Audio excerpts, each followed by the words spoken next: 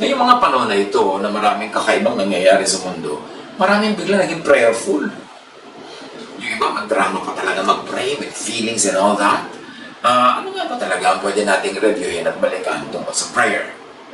Ang pamagat ng ating pag-aaral, do not pray like them. Huwag silang tularan. First of all, do not pray to inform God. God is all-knowing. Hindi mo na kailangan i-inform ang God na, Lord, may sakit po ang nanay ko. Ano sasagutin ng Diyos? Alam ko. Lord, wala na po kaming sardinas. Alam ko. Lord, nag-aalala po ako. Alam ko. Alam ng Diyos yan. Ang dami-dami nating prayer to inform God. It's a waste of words. It's a waste of time. And really, anong na-achieve doon? Psalm 147 verse 5, Great is our Lord and mighty in power. His understanding has no limit. So alam na niya yan bago pa natin sabihin. Matthew 6:7-8, sabi ni Jesus, sa pananalangin ninyo, huwag kayong gagamit ng maraming salitang walang kabuluhan, gaya ng ginagawa ng mga hentil. Ang akala nila ay papakinggan sila ng Diyos dahil sa haba ng kanilang sinasabi. Huwag ninyo silang tularan. Alam ng inyong Ama na nasa langit ang inyong kailangan bago pa ninyo ito hingin sa Kanya. Your Father knows what you need before you ask Him. So, hindi na rin natin kailangan mag-grocery list, mag-shopping list. Kailangan po namin ito, kailangan po namin ito. Kasi alam na yun ng Diyos. At lalo namang hindi mo sabihin, bigyan mo kami nito, bigyan mo kami nito, dahil inuutusan mo na naman yung Diyos. So, sasabihin na ba, ano po natin ang ipag-pray? Magandang tanong yan. Kasi ang dami talagang hindi naman dapat kasali sa prayer. Kaya ang gusto ni Jesus sa prayer, yung simple. Kasi more words, more mistakes, at mas maraming pwedeng hindi ayon sa kalooban ng Ama na uri ng panalangin. Sabi sa Job 21:22, Can anyone teach knowledge to God? So alam ng Diyos ang lahat. We don't even have to tell God what to do. Ecclesiastes 3:14, alam kong mamamalagi ang lahat ng ginawa ng Diyos. Wala nang kailangang idagdag, wala rin dapat bawasin. So kung may ginagawa ang Diyos, tama ang sukat, tama ang timing. Walang dapat idagdag, walang dapat bawasin. Tapos maraming prayer natin, parang nagdadagdag tayo o nagbabawas sa kalooban ng Diyos. Job 34:21, bawat kilos ng tao ay tinitingnan niya. Ang bawat hakbang nito ay dilingid sa Kanya. So yung mga isinusumbong natin sa ganitong tao, sinasabi natin yung ating mga fears about this person, yung mga problema natin tungkol sa ating mga mahal sa buhay, alam ng Diyos, hindi lingid sa Kanya. Do not pray to ask or convince God to be good.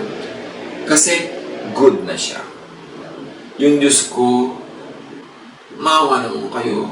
Diyos ko, tulungan niyo po kami. Diyos ko, iligtas niyo po kami. Bakit natin kailangan sabihin niyo sa Diyos, ayun, talaga yun ang ginagawa niya at ganun siya. 2 Samuel 10:12, the Lord will do what is good in His sight. So, in God's terms ang lahat. Dapat hindi tayo padalos-dalos ng pagsasabi sa Diyos what to do. Pag-uutos sa Diyos sa mga gusto nating ipagawa sa Kanya, because the Lord will do what is good in His sight, not in our sight, not in our vocabulary, not in our dictionary, kundi yung sa Kanya. Isaiah 55:9, just as the heavens are higher than the earth, so my ways are higher than yours, and my thoughts are higher than your thoughts. So when you disagree with God, pagka hindi tayo payag sa ginagawa niya, hindi tayo sang-ayon, may mag-isip-isip tayo, siya ang Diyos, hindi tayo. His ways are higher than ours. Kahit yung ways niya, kung minsan sa tingin natin mali, tayo nahihirapan, tayo nasasaktan, o nasasaktan yung mga mahal natin sa buhay, Diyos pa rin ang Diyos. Dapat yun ang attitude pag nagdadasal. Do not pray to ask God or convince God to be kind. Kasi kind talaga siya.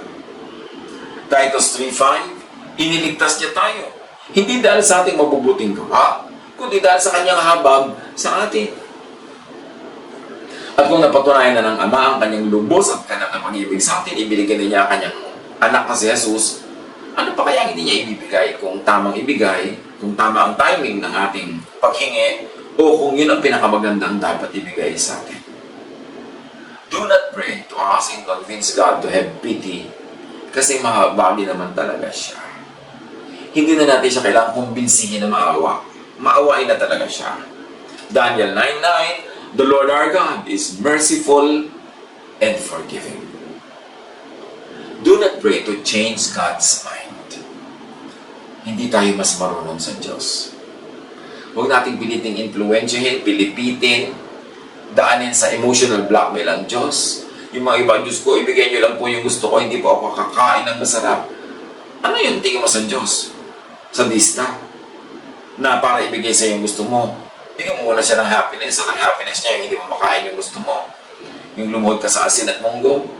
Yung hampasin mo ang sarili mo, saktan mo ang sarili mo, para tingin ka ng Diyos. Ano pinapalabas mo? Na matigas ang puso ng Diyos, na sadista ang Diyos, na kailangan makita ka niya muna naghihirap bago ka niya bigyan. Hindi natin kailangan kumbinsihin ng Diyos para gawin yung gusto natin. Ang purpose ng prayer is sundin ang loob ng ating Ama sa Langit. Hindi ito salungatin at hindi pilitin sa suhol. Meron pa magdodonate po ako, Diyos ko, gawin niyo lang po ito. Lord, papasahin mo lang anak ko sa exam, magpapakatay ako ng 5 kalabaw, etc., etc. Ba't kailangan natin gawin yan sa Panginoon? Nakaka-exulto yun. Hindi natin kailangan magsuhol, hindi natin kailangan magbigay. Ngayon, kung nararamdaman natin ang kabutihan, kabaitan, generosity ng Diyos, at yan ay sinusuklian natin sa pamamagitan ng pagbibigay sa kanyang gawain, pagbibigay sa mga nangangailangan, iba na ang usapan niya, hindi yung suhol. Thanksgiving yun. Pero huwag natin susuhulan ng Diyos just to change God's mind. Romans 11:33-34. Lubhang napakasagana ng kayamanan ng Diyos. Di matarok ang kanyang karunungan at kaalaman. Sino ang makapagpapaliwanag ng kanyang mga kapasyahan? Sino ang makakaunawa ng kanyang mga pamamaraan? Gaya ng nasusulat, sino ang nakakaalam sa pag-iisip ng Panginoon? Sino ang maaaring maging tagapayo niya? So lumagay tayo sa lugar. Let us not make God change His mind to bend to our will. Now, because God is all-knowing, God knows best. The best according to the thought of God is probably not always the best according to our thoughts. Eh, sino ba tayo? Di ba tayo ang creation? So, submit tayo sa Creator. 1 Samuel 16:7, the Lord does not look at the things people look at. Iba ang kanyang pamantayan, iba ang kanyang iniisip, iba ang kanyang layunin. So, trust. Dapat tayo maging mapagtiwala. Lalo sa mga panahon na hindi tayo agree sa Diyos. Sa mga panahon na mas gusto natin siyang pangunahan para ang mangyari ang gusto natin, trust God. Flow with the Spirit. Just go along. Do not resist the will of God. People's concern should be to seek God's will and submit to it. Proverbs 16:1-4.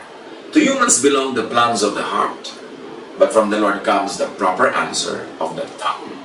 Iba yung iniisip mo, pero ang Diyos ang merong final say. All a person's ways seem pure to them, but motives are weighed by the Lord. The Lord works out everything to its proper end. Sa tingin natin kuminsan, tama tayo, malinis tayo, mabait tayo, pero lahat ng yan, sinusukat, tinitimbang ng Diyos. At sabi, lahat natin ng Diyos sa kanyang happy ending, proper ending, correct ending. And sometimes, the proper ending is not always the happy ending for everyone concerned. So, willing tayo dapat to be happy with the decision of God. Do not pray to be seen and praised by people. Ayaw ni Jesus, yung display prayer. Matthew 6:5-6. When you pray, don't be like the hypocrites. They love to stand in the synagogues and on the street corners and pray loudly. They want people to see them. The truth is, that's all the reward they will get. But when you pray, you should go into your room and close the door. Then pray to your Father. He is there in that private place. He can see what is done in private, and He will reward you. Paulit-ulit si Jesus niya. Magdadasal ka, manahimik ka sa loob na iyong silid. Eh, wala po akong kwarto. Sabi ng iba, ipikit mo ang mata mo, yun ang kwarto mo. Nag-iisa ka na. At kasama mo ang Diyos, na pag-iisa ka kasama ang Diyos. Gusto ng Diyos nakikipag-ulayo sa iyo personally, privately, person to person. Hindi isang damakmak ng tao yung nakapaligid. So do not pray to perform. Kasi kung minsan kung maraming tao, lalo magpe-pray leading ka, yung pinapaganda mo pa yung process mo, papakyot pa kung minsan yung iba. Yung iba naman, napakarami mga bulaklak na mga salita. Ang haba-haba. Lalo may audience, may camera, hahaba pa yan. The more public, the more temptation to perform. Maraming tatanong, uy, ba't hindi po namin kayo nakikita nagpe-pray? Kailangan ba talaga makita? Kailangan i-display sa harap mo para malaman mo nagpe-pray ang kapwa mo. Ang gusto ni Jesus na prayer, private. Quiet. Hindi masama, hindi bawal mag-pray sama-sama. Ginagawa din yan ng mga believers ng New Testament time. Pero si Jesus, ang sinasabi niya, mag-pray ka mag-isa. The disciples, maybe they had a need, they had a compulsion to pray together, especially during the persecution, and that is not wrong. Pero kung tatanungin niyo, si Jesus sabi niya, mag-pray ka mag-isa. Ang nakikita ng Ama na pakipagsarilinan mo sa Kanya, kagandang palaan niya yun. Matthew 6:16-18. When you fast, don't make yourselves look sad like the hypocrites. They put a look of suffering on their faces so that people will see they are fasting. The truth is, that's all the reward they get. So when you fast, wash your face and make yourself look nice. Then no one will know that you are fasting except your Father, who is with you even in private. He can see what is done in private and He will reward you. Same with prayer. Hindi mo kailangan ipakita sa iba. Hindi mo kailangan patunayan na magdadasalit ka. Hindi kailangan laging nakikita. Ang gusto nga ng Panginoon, makipagsarili na. Tsaka siyempre, pag private yung prayer, hindi mo na kailangan mag-isip ng vocabulary, hindi mo na kailangan isipin yung pronunciation, hindi mo na kailangan mag-isip ko paano makaka-impress yung prayer mo, paano mabe-bless yung iba. So, very sincere ka lang, which is God-pleasing. Yan ang gusto ng Diyos. And do not pray to earn points with volume of words, with repetitions, and with drama. Yan nga kuminsan ang problema sa public prayer. Nagiging performance. Nagiging pasikat. Yung kailangan maging napakaganda. Matthew 6:7. Sa pananalangin ninyo, huwag kayong gagamit ng maraming salitang walang kabuluhan. Kaya ng ginagawa ng mga hentil. Ang akala nila ay papakinggan sila ng Diyos dahil sa haba ng kanilang sinasabi. Dahil nga napakarami ngayong oras magdasal, napakarami ngayong biglang naging madadasalin, kaya kailangan reviewin natin. Ano nga ba ang katuruan ni Jesus tungkol sa pananalangin? Matthew 6:9-15. This is then how you should pray. Our Father in heaven, hallowed be your name. In other words, pray to honor God. And to honor God means to submit to His will. To be kind, to be forgiving. Your kingdom come, your will be done on earth as it is in heaven. So pray to obey God's will, not to tell God what to do. Give us today our daily bread, so pray for today's food, which is symbolic also. Be contented with what you have now. Huwag ka mag-hoard. Kailangan i-share mo ang iyong mga resources. Maging masaya ka sa isinusukulay sa'yo sa araw na ito. Dahil sabi ni Jesus, tomorrow's problem will have its own solutions. And forgive us our debts as we also have forgiven our debtors. So pray to be forgiven the way you forgive others. So mas dapat mo ipanalangin na maging mas mabait ka, maging mapagpatawad, kasi yung sukat na ginagamit mo sa kapwa, yun din ang magiging panukat ng Diyos sa iyo. At sabi ni Jesus, itong panalangin nyo, and lead us not into temptation, but deliver us from the evil one. Pray to be delivered from temptation, from the evil one, and from yourself, from oneself. Dahil sabi ng James 1:13-14, whenever you feel tempted to do something bad, you should not say, God is tempting me. Evil cannot tempt God, and God Himself does not tempt anyone. You are tempted by the evil things you want. Your own desire leads you away and traps you. Mga pagpulay-pulayan natin. Alam na naman natin ito, wala namang bago. Pero ang mahalaga marinyo natin yung pagkaunawa, yung pag-apply, para ang prayer natin tulugod-lugod sa Diyos.